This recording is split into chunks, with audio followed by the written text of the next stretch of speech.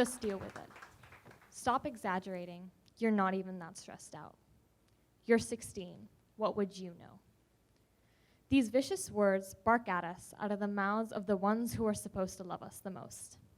We couldn't possibly be under any stress in our teens, could we?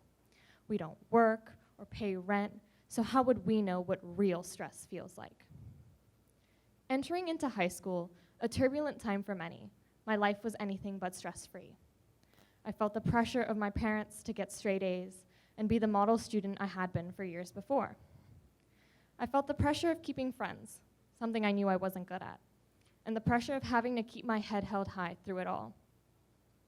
I suppressed all the feelings that overwhelmed me, which manifested itself in anxiety and loneliness.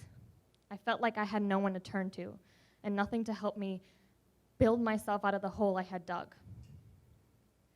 For me to even be saying this out loud is taking all the might I have, because I know that in my mind, the context of saying this is not always the prettiest, at least not in Asia.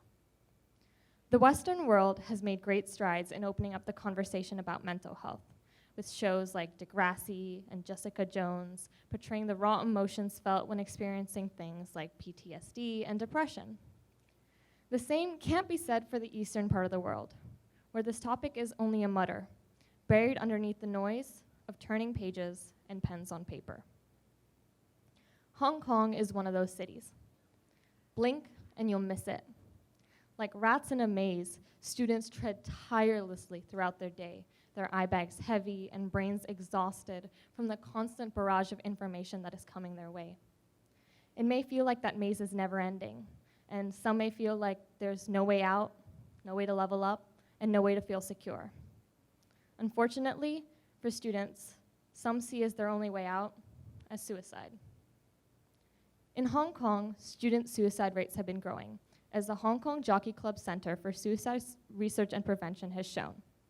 In 2016, 75 people committed suicide, 29 of which were students, compared to the previous year, where only 19 students had.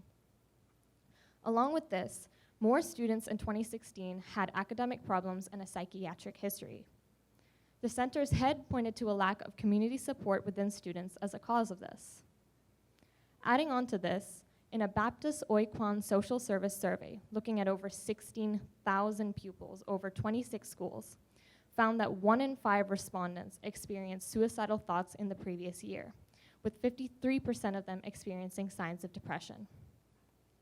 1 out of 5. I sit at a lunch table with 5 other friends, and I couldn't possibly fathom one of those seats being permanently empty. These survey results were attributed by the student responses to huge school stress, with academic problems being around 19% and public examinations being around 22%. While it may be acknowledged that these rates are growing, nothing really is done about it. We are lucky to belong to a school where the staff care for each and every student, but the conversation that is supposed to be open everywhere really isn't outside of the Western world. Asian societies tend to be collectivist, which means that the societal norms that we have tend to govern the way we're supposed to act. And these societal norms include being hush-hush about mental health and not wanting to speak up about something that they're feeling. And this is really bad for the people who have to speak out, who want to speak out.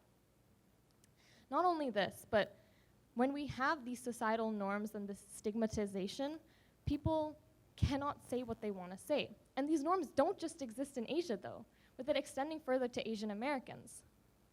In a Vox interview with an Asian American, she explained that hiding her mental health from her family almost killed her, quoting it as a Russian nesting doll of shame.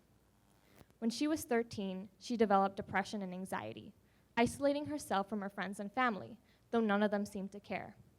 When she was 27, she attempted suicide for the first time, and the first reaction from her mother was, "Why did no one tell me?" So what can we do to aid this? We are only but students in a small school, and how do we help the welfare of an entire region? Well, people might say that reducing therapy costs and increasing the availability of it might help, but that's not targeting the root of this problem, which is the fact that people don't go to therapy because of this taboo. And getting schools to reduce stress is simply unattainable because every student deals with stress differently. And the stress from the classes of our school, Hong Kong DSE, AP, IB, may be deemed necessary to prepare us for our lives ahead. So we have to start with awareness. Talking to a friend, a parent, a teacher, a cat, a dog, a goldfish, the wall, is a start. Because the more it becomes normalized, the more people will start to do it. If I had only opened up to one person about what I was feeling, I wouldn't have spiraled down to the place I had been, and the weight of the issues on my shoulders would have been lessened. And I'm one person. There are millions out there who don't have anyone to turn to and cannot feel like they don't feel like they have anyone to turn to, though there is a support system around them that just doesn't want to open up about these problems. This is why we need to open up, and we need to start talking about mental health issues. One conversation can make all the difference to somebody. Thank you.